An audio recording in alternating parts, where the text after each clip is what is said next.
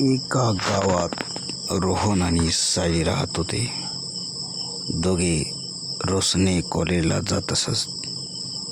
सुरुवातीला फक्त नजरा भेटायच्या, नंतर हसू आणि हळूहळू मैत्री झाली. एक दिवस पावसात सायलीची छत्री सुटली. रोहनने स्वतःची छत्री तिच्यासोबत शेअर केली. त्या छोट्याशा क्षणात दोघांच्या मनात प्रेमाची फुले फुलली.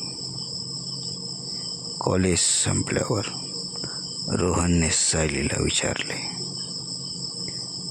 तू आयुष्यभर माझ्यासोबत चालशील का?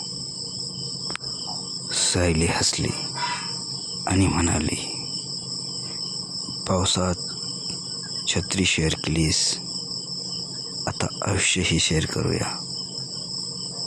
आणि त्यानंतर दोघांचे प्रेम सुंदर नात्यात गोपले, बदलले.